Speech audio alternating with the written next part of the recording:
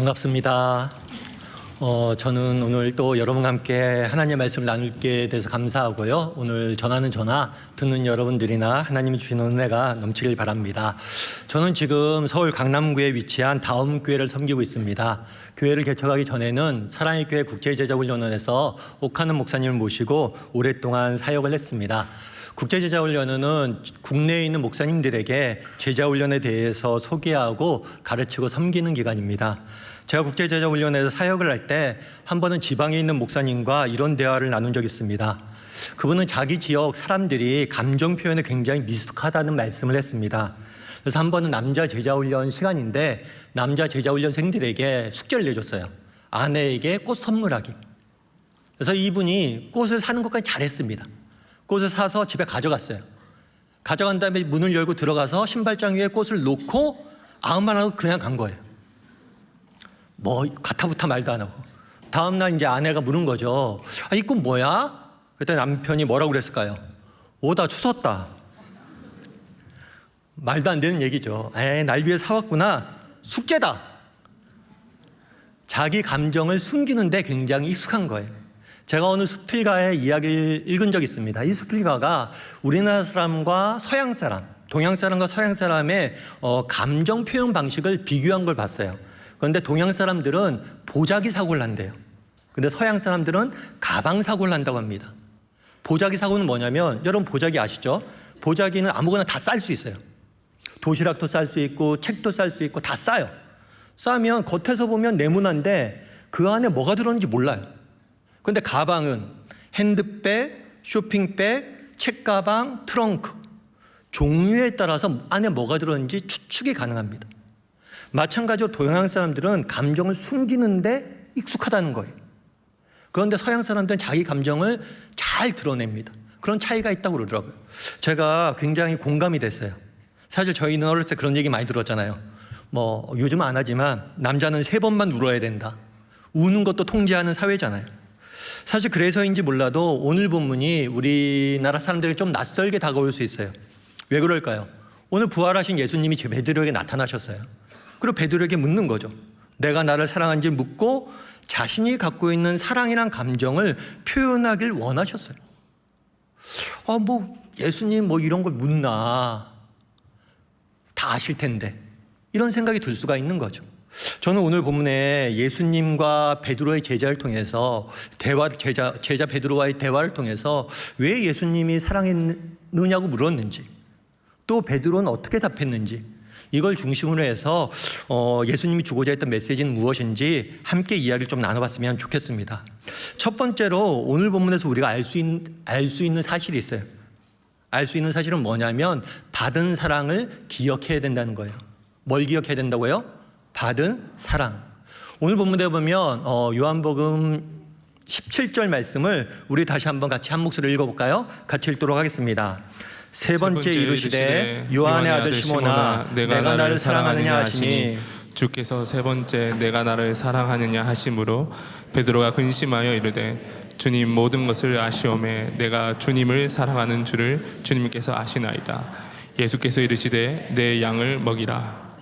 오늘 본문에서 예수님께서 베드로에게 자신을 사랑하는지 물으셨어요. 3번에 걸쳐서 물으셨습니다. 그럼 왜 이런 질문을 하셨을까요? 베드로가 예수님을 사랑하는지 몰라서, 알고 싶어서 물었을까요? 또 3번이나 물었잖아요. 베드로의 답변이 미심쩍어서, 의심스러워서 물었을까요? 아니에요. 예수님은 누구십니까? 하나님의 아들이세요. 베드로의 고백처럼 예수님은 모든 것을 아시는 전지한 분이세요. 어쩌면 베드로의 마음보다, 그 마음의 상태를 베드로보다 더 잘 아시는 분이 누구냐면 예수님이세요. 그럼 예수님께서는 왜 이런 질문을 하셨을까요? 오늘 우리가 함께 읽진 않았지만 21장 9절에 보면 이렇게 이야기합니다. 21장 9절에 보면 이렇게 되어 있어요. 육지에 올라보니 숯불이 있는데 그 위에 생선이 놓였고 떡이 있더라. 제자들이 고기를 잡으러 갈릴리 바닷가로 나갔습니다. 그랬을 때 부활하신 예수님께서 찾아오셨어요. 찾아오셨는데 뭘 했냐면 숯불을 피워놓고 제자들을 기다리고 있었어요. 그래서 우리가 성경을 읽다가 예수님이 불 피워놓으셨구나 넘어갈 수 있어요. 그런데 이 숯불이라는 단어는 요한복음에 딱 2곳에서만 쓰여요. 오늘 이곳에 쓰이고 또 다른 한 곳에 쓰입니다. 그곳이 어디냐면 요한복음 18장이에요. 우리 요한복음 18장 25절 말씀을 같이 한번 읽어볼까요? 같이 읽도록 하겠습니다. 시몬 베드로가 서서 불을 쬐더니 사람들이 묻되 너도 그 제자 중 하나가 아니냐? 베드로가 부인하여 이르되 나는 아니라 하니. 예, 오늘 본문에 보면 이렇게 됐죠. 시몬 베드로가 불을 쬐고 있었다고 그랬어요. 똑같은 단어예요. 그럼 언제냐 이 사건이 있었던 적이 예수님께서 십자가에 달리시기 전날 밤에 제사장 집에서 재판을 받습니다. 재판을 받는데 베드로가 도망갔다가 멀찌감치 쫓아가요. 예수님을 쫓아가다가 재판받는데 들어가지도 못하고 바깥들에 이렇게 앉아서 불을 쬐고 있었던 거예요. 그 불을 쬐고 있었을 때 어떤 일이 있었습니까? 여종이 찾아와서 묻죠. 야, 너 예수님 제자 아니야? 뭔 소리야, 난 아니야. 그렇게 3번을 예수님을 부인했어요. 요한복음은 숯불을 펴놨어요. 이 숯불이라는 단어를 통해서 두 사건을 의도적으로 연결하고 있습니다. 베드로는 3번 예수님을 부인했어요. 오늘 예수님은 3번 베드로에게 묻습니다. 베드로가 이 질문을 받고 근심했다고 그랬어요. 어쩌면 베드로는 생각났을 거예요. 숯불을 펴놓고 그 불을 쬐고 있는 예수님의 모습을 보면서 그날에 내가 예수님을 부인했을 때 숯불을 펴놓고 불을 쬐고 있던 서 있던 내 모습이 거기에 투영되었을 거예요. 두 사건을 연결짓고 있는 거예요. 저는 이제 사랑하는 2딸이 있습니다. 우리 아이가 이제 지금은 컸는데 어렸을 때 제가 종종 이런 질문했어요. 어떤 질문했을까요? 우리 어린이들이 많이 받는 질문이죠. 아빠가 좋아, 엄마가 좋아. 이 질문을 왜 하는지 모르겠는데 저도 하게 되더라고요. 이 질문 한 거예요. 그런데 큰 딸은 좀 현명해요. 아빠가 좋아, 엄마가 좋아. 둘 다 좋아. 평화주의자죠. 평화를 위해서. 근데 둘째 딸은 소신이 있어요. 아빠가 좋아, 엄마가 좋아. 엄마가 좋아. 이 아이스크림 누가 사줬어? 아빠. 아빠가 좋아, 엄마가 좋아. 엄마. 이 장난감 누가 사줬어? 아빠. 아빠가 좋아, 엄마가 좋아. 엄마. 뇌물과 회유가 통하지 않는 소신 있는 딸인 거죠. 그럼 제가 언제 아빠가 좋아, 엄마가 좋아를 물을까요? 아이들이 이쁘고 사랑스러울 때 이런 질문을 해요. 예를 들어서 아이들이 싸우고 아빠 말도 안 듣고 사고란 사고는 다쳤어요. 그럴 때 어떻게 할까요? 이리 와봐, 이리 와봐. 야, 너희들 도대체 왜 그렇게 싸우는 거야? 왜 이렇게 말 안 들어? 집은 왜 이래? 아빠가 좋아, 엄마가 좋아? 이렇게 묻는 사람 있습니까? 이렇게 안 물어요. 아무도 이렇게 안 묻습니다. 내가 누군가가 나를 좋아하는지 안 좋아하는지 궁금할 때는 언제 궁금해요? 이 사람이 내가 좋아서 그래요. 내가 이 사람이 정말 사랑해요.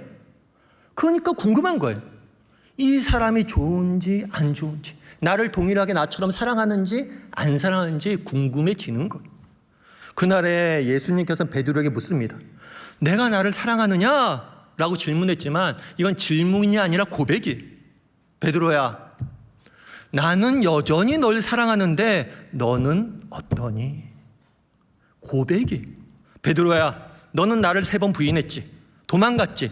그래서 낙심하고 있지. 죄책감에 사로잡혀 있지. 난 실패했어. 너 자신이 너무 싫지. 나는 실패자고 제자로서 난 자격이 없어. 수제자? 그런 거 나 아니야. 하지만 그럼에도 불구하고 난 여전히 널 사랑하는데 넌 어떠니? 라고 물으신 거예요. 다르게 말하면 그날에 왜 3번이나 질문했습니까? 네가 나를 3번 부인해도 상관없다는 거예요. 난 여전히 네가 날 부인한 만큼 널 사랑한다는 거예요. 우리도 마찬가지예요. 우리도 정말 이 음성을 들어야 돼요. 우리의 모습이 어떻든, 우리가 세상 속에서 실패했던, 우리가 세상 속에서 어떤 모습으로 살다가 이 자리에 왔든 오늘 예배의 시간을 통해서 내가 널 사랑한단다 라고 말씀하시는 하나님의 음성에 귀 기울여야 돼요. 저는 앞서 말씀드렸던 것처럼 사랑의 교회 국제제자훈련에서 옥하는 목사님 모시고 조금 오랫동안 사역을 했습니다. 근데 옥하는 목사님 지금은 이제 소천하셨는데 옥하는 목사님 사역하실 때 책을 여러 권 내셨어요. 그럼 책이 딱 나오면 우리 부교육자들한테 비서실에 연락이 옵니다. 목사님 책 나왔어요. 책 받아가세요. 그럼 목사님 나오는 새 책을 받아가죠. 그런데 가끔 목사님이 그냥 책을 주실 때가 있고 가끔 사인해 주실 때가 있어요. 옥한음 이렇게 사인해 주실 때가 있어요. 그건 귀하죠. 일반 시중에 살 수 없는 저자 사인이니까. 그런데 진짜 가뭄에 콩나듯이 개인적인 메시지를 적어 주실 때가 있어요. 양 목사 뭐뭐뭐뭐 이렇게 써줄 때가 있어요. 그 책들은 정말 뭐예요? 정말 더 귀하죠. 개인적인 메시지가 담겨져 있으니까. 그런데 한 번은 저한테 책을 주셨는데 이렇게 써 있는 거예요. 양 목사 항상 기쁘게 일하고 이렇게 돼 있는 거예요. 고민이 됐어요. 선배한테 가서 얘기했어요. 목사님, 제 표정이 어두워요? 저 정말 기쁘게 사역하고 있는데 항상 기쁘게 일하래요, 목사님이. 그랬더니 그 선배 목사님이 저보다 더 어두운 표정을 하면서 이렇게 얘기하는 거예요. 넌 다행이다. 아무개 목사 열심히 일하고.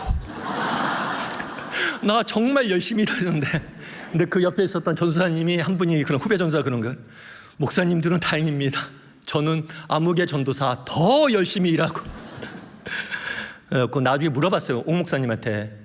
도대체 왜 이렇게 적어줬냐 했더니 많은 사람들 적어야 되잖아요. 별 생각 없이 적었다. 그냥 넌 열심히 일하고 넌 기쁘게 일하고 넌 더 열심히 일하고. 그러면서 그때 생각 들은 게 그런 거죠. 옥 목사님이 그냥 뭐 무의미하게 던질 수도 있고 무슨 생각을 갖고 던질 수도 있지만 옥 목사님의 말 한마디가 되게 크게 다가왔어요. 왜 그래요? 내가 존경하니까.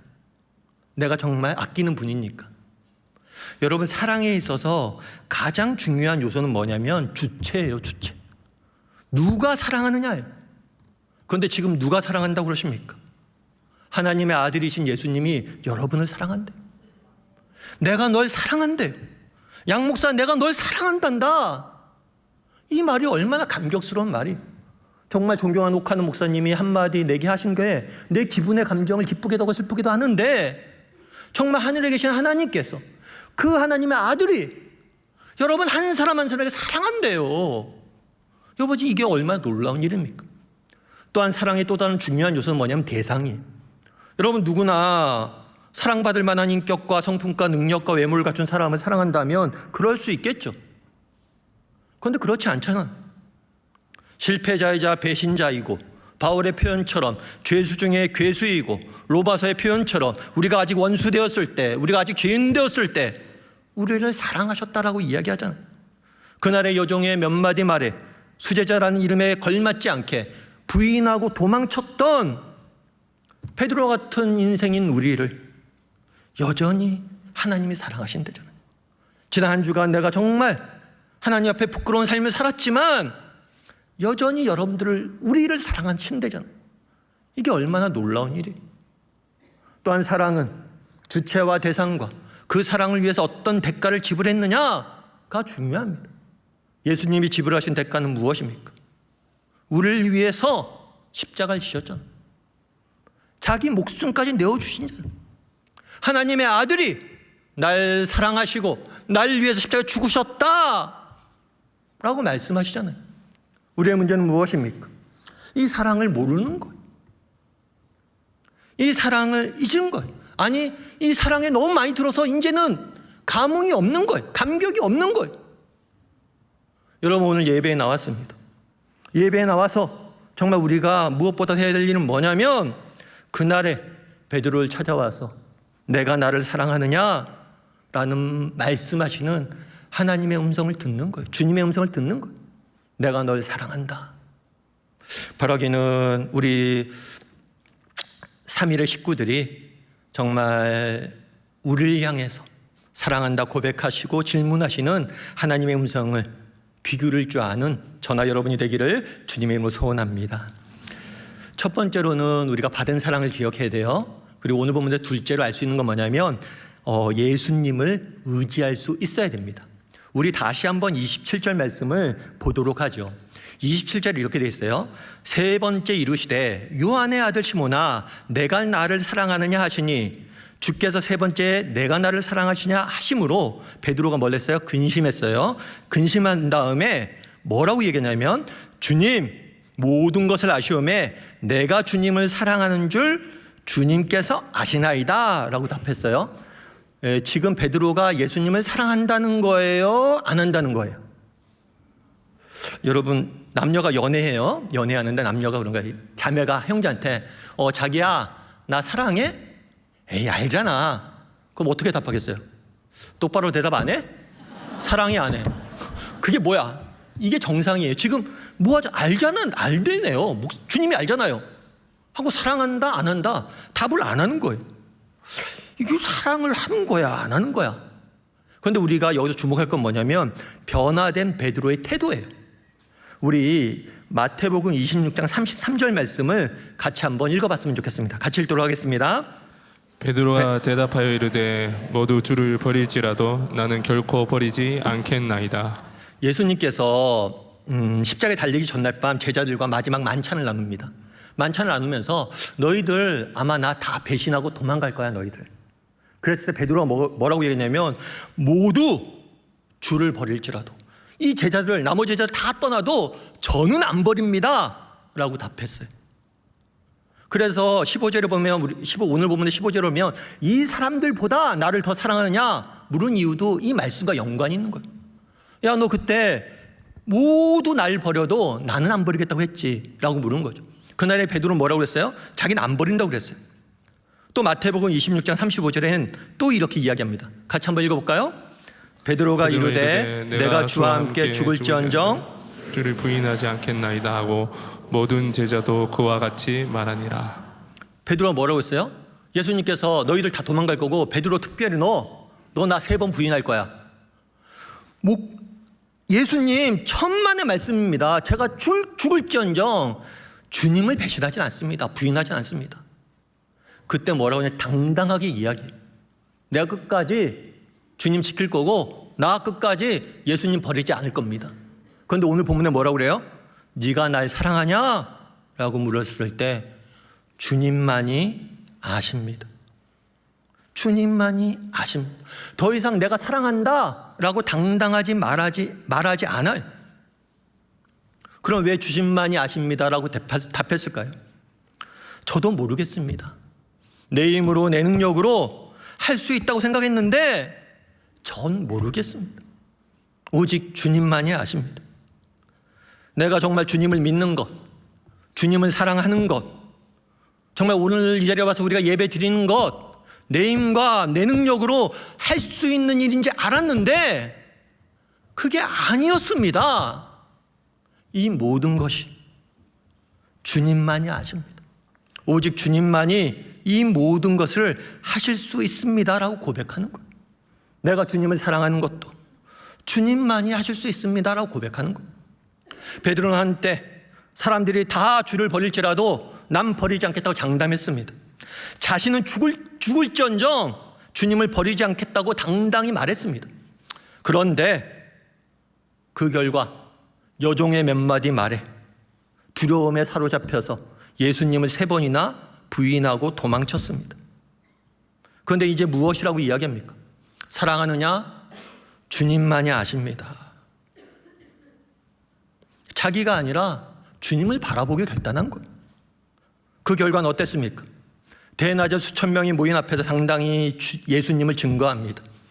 대제사장 앞에서, 뒷뜰이 아니라 공회 앞에서, 수많은 권력자들 앞에서 담대히 예수님을 증거합니다. 감옥에 갇혀서도 두려움에 떨지 않고 찬송하며 기도하며 주님을 증거하는 사람이 된 거예요. 전승에 의하면 베드로는 십자가에 달려 죽었다고 이야기합니다. 심지어 자기가 죽을 때 어떻게 내가 예수님이 못 박혔던 그 십자가에 또 동일하게 못 박힙니까? 저는 거꾸로 매달아 달라고. 죽을지언정 주님 부인하지 않겠습니다 라는 말을 그대로 된 거예요.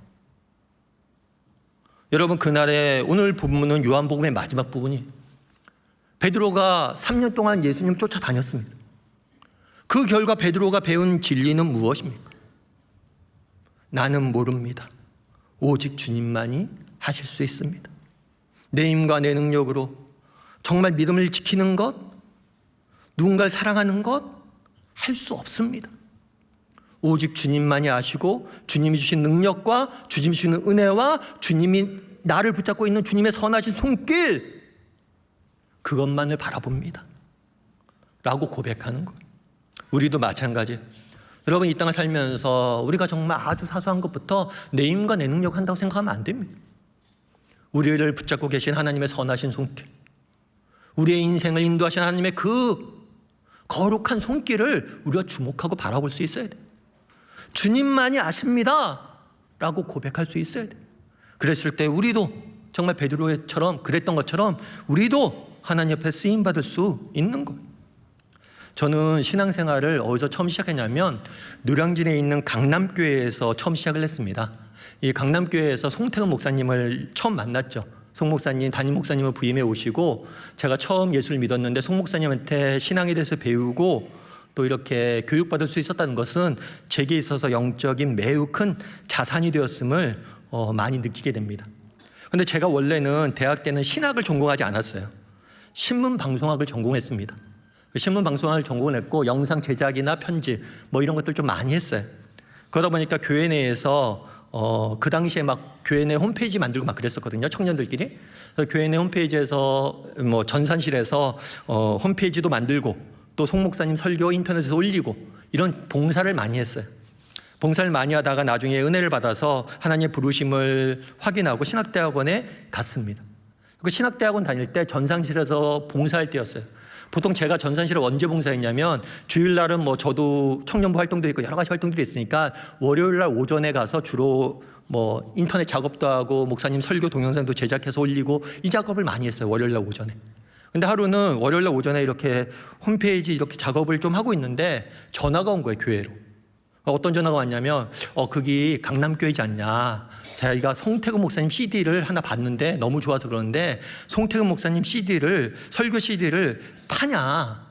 그 당시에는 이렇게 웹에 이렇게 많이 올라가 있지 않아서 파냐 이렇게 물어봤어요. 그래서 이거 팔진 않는데 제가 보내드리겠습니다 라고 하고 전화 끊고 그 목사님이 사역하는 교회에 들어가서 주소를 확인하려고 교회에 들어갔어요. 그랬더니 그게 구인 광고가 있는 거예요. 구인 광고가 있는데 신학생이고 인터넷 사역을 잘하는 사람 뽑는데요. 완전히 스펙이 저예요. 그래서 이제 딱 내려고 그러는데 거기 보니까 자격 중에서 신대원을 졸업한 사람을 뽑는 거예요. 저는 그때 신대원 1학년생이니까 자격이 없죠. 그랬을 때 전 여친 그리고 현 아내입니다. 전 여친이자 현 아내인 저희 아내가 믿져야 본전인데 이력서 내는데 돈 드냐 생각해보면 돈 들지 않아요. 그래서 보냈는데 연락이 왔습니다.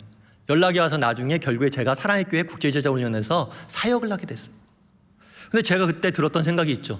어떤 생각이 들었냐면 그 사랑의 교회 국제제자훈련 내가 사역하려고 하나님 보내시려면 내가 다른 방식을 통해서 이렇게 보내지 않고 왜 이런 식으로 가게 했을까? 사실 교회 봉사도 그렇잖아요. 한 번 할 때는 뭐 그런 얘기하죠. 한 번 할 때는 낭만이지만 이게 10번, 20번 계속 쌓이다 보면 뭐예요? 불만도 쌓이고 불평도 쌓이고. 월요일날 오전에 혼자 나와서 봉사하다 보면 내가 이걸 나 혼자 이렇게 계속 해야 되나? 사람들 알아주지도 않는데? 이런 생각이 되게 많았던 거예요. 그런데 하나님께서 제가 첫 사역을 시작하기 전에 그걸 알려주고 싶었던 것 같아요. 승원아, 사람들이 너 안 알아준다고 답답했지. 승원아, 사람들이 몰라준다고 답답했지. 나는 보고 있었다. 내가 너 안다. 너 앞으로 사역할 때 그 마음으로 하라고 그렇게 알려주신 거예요. 나만 보고 하라. 나만 의지하고 나만 바라보고 하라고. 여러분, 우리 인생도 마찬가지. 여러분, 그날의 베드로에게 뭐라고 답합니까? 주님만이 아십니다. 내가 하나님만 의지합니다. 내가 앞으로 어떻게 될지 제가 어떻게 알겠습니까? 장담하지 못합니다. 이제 오직 주님만을 의지합니다. 주님만을 아십니다. 저도 우리도 마찬가지인 것 같아요. 우리도 베드로처럼 고백했으면 좋겠습니다. 주님만이 아십니다. 내 인생을 붙잡고 계신 주님만을 의지합니다. 내 인생을 인도하시는 주님의 선하신 손길을 바라보고 의지하며 살기 원합니다 라고 고백할 수 있었으면 좋겠어요. 그랬을 때 우리를 통해서 하나님께서 놀라운 일들을 이루어 가실 줄 믿습니다. 그런 믿음을 가지고 하나님만 의지할 줄 아는 저나 여러분이 되기를 주님의 이름으로 소원합니다. 마지막으로 세 번째로 마지막으로 살펴보길 원하는 것은 뭐냐면, 첫 번째는 받은 사랑을 기억해야 돼요. 두 번째는 주님만을 의지해야 돼요. 주님만이 아십니다 고백해야 돼요. 세 번째는 뭐냐면 주님의 사랑을 닮아가야 된다는 거예요. 우리 17절 말씀을 이제 다시 한번 보죠.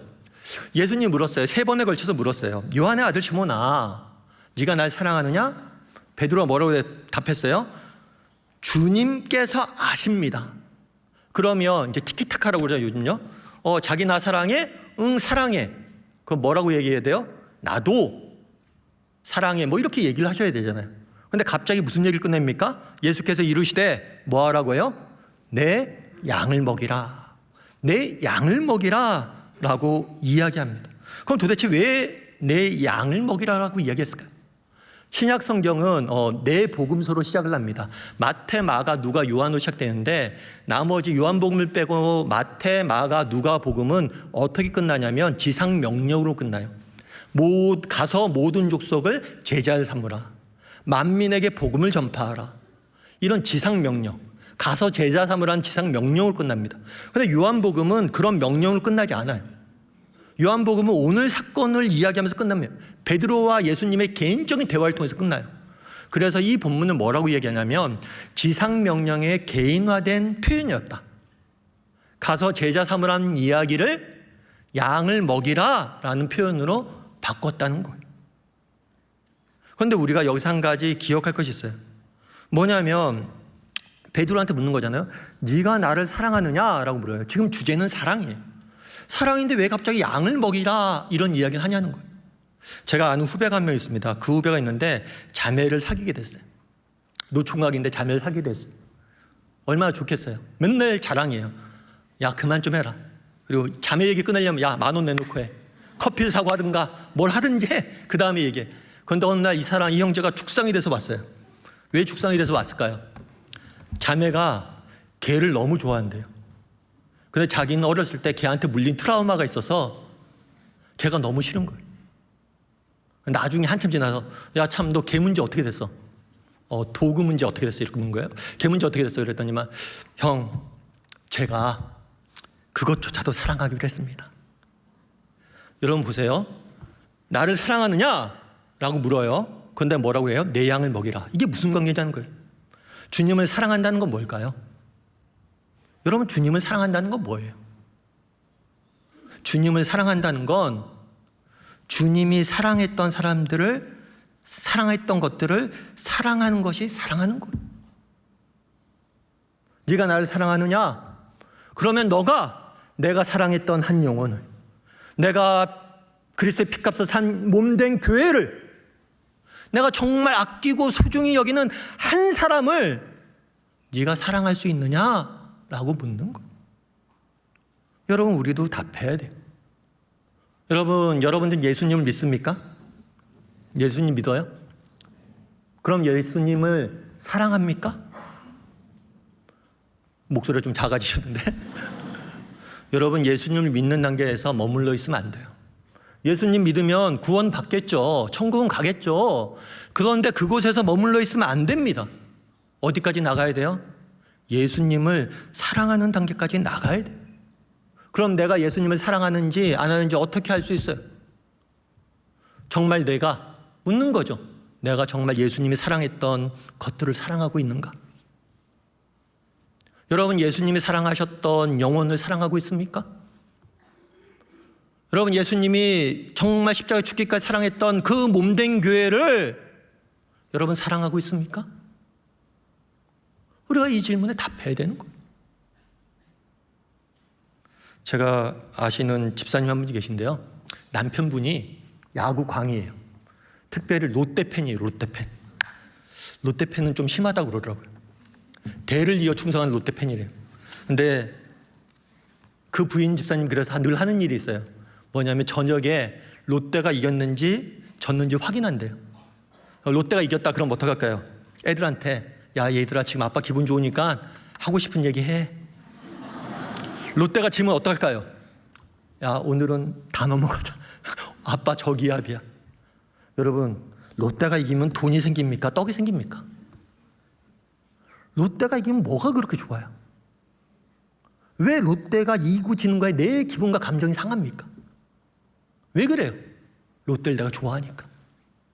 사랑하니까. 그럼 여러분들은 어때요? 어떤 분이 그러니까 롯데가 정말 이기는 거 이렇게 기분 좋은데 하나님의 교회가 승리하고 복음이 전파되어지고 정말 믿지 않는 사람들이 구원이 되고 막 이런 걸 들으면 롯데가 이긴 것처럼 가슴이 뛰냐는 거예요. 우리가 믿는 하나님은 어쩌면 롯데보다 못한 하나님 아니에요? 우리가 믿는 하나님은 LG보다 못한 하나님 아니에요? 요즘 뭐 영화도 보기 힘들다고 그러더라고요. 영화 보려면 예습도 해야 되고 뭐 마블 영화 한 편 보려면 몇 편을 봐야 된대요. 마블보다 못한 하나님 아니에요?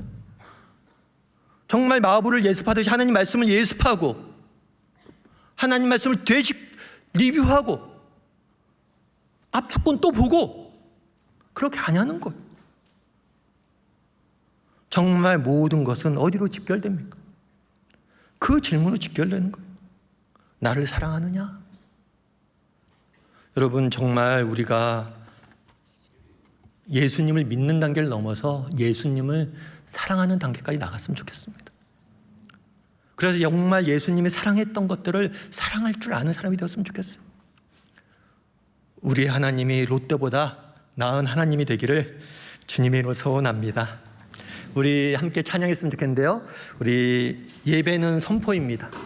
사랑도 고백이에요. 정말 우리의 마음을 고백할 때 그 고백이 우리의 삶이 되는 거예요. 그래서 이 시간 우리 함께 정말 오늘 말씀 기억하면서 고백했으면 좋겠어요.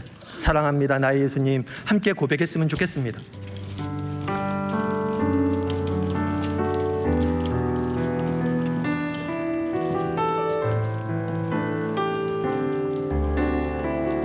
사랑합니다. 사랑합니다. 나의 예수님 사랑합니다. 사랑합니다. 아주 많이요. 사랑합니다. 나의 예수님 사랑합니다. 사랑합니다. 그것뿐이야. 사랑합니다 나의 예수님, 다시 한번 고백합니다. 사랑합니다. 나의 예수님 사랑합니다. 아주 많이요. 사랑합니다. 나의 예수님 사랑합니다. 그것뿐이에요.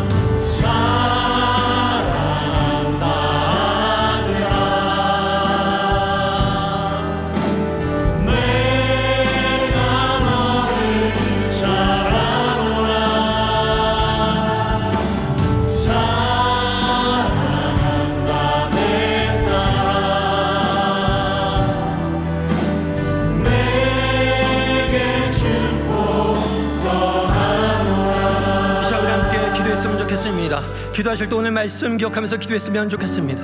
우리도 주님의 음성을 들어야 됩니다. 그날 베드로를 찾아와서 말씀하셨던 예수님의 음성을 들어야 됩니다. 내가 널 여전히 사랑한단다. 내가 정말 너가 너무 사랑스럽고 너를 즐거워한단다. 정말 우리 사랑하시는 그 예수님의 사랑에 대해서 알게 해달라고. 우리가 너무나 사랑에 대해서 무관객이 감각해졌어요. 다시 한번 예수님이 우리를 사랑하시는 그 사랑을 다시 한번 깨닫게 해달라고 기도했으면 좋겠습니다. 또한 주님만이 아십니다. 우리가 고백해야 돼. 정말 우리 인생 내 힘으로 내 능력 할 수 있는 게 없어요. 오직 주님만을 의지하며 주님만을 바라보며 세상이 몰라준다 할지라도 주님만을 의지하며 주님만을 아신다는 사실을 알고 주님만 바라보며 나아가겠다고 고백했으면 좋겠습니다. 그런 사람이 되게 더 기도했으면 좋겠습니다. 그리고 마지막으로 정말 주님이 사랑하셨던 사람들을, 교회를, 영혼을 사랑하는 자리까지 나가게 해달라고. 단순히 믿는 것을 넘어서 주님을 사랑하고 주님이 사랑했던 걸 사랑하는 자리까지 나가게 해달라고. 특별히 앞으로 선교가 있고 정말 많은 곳곳에서 정말 복음을 전하게 될 건데 정말 그 역사를 기뻐하며 즐거워하는 우리 모두가 되게 해달라고. 오늘 말씀 기억하면서 이 시간 한 목소리로 같이 기도하도록 하겠습니다. 같이 기도하시겠습니다.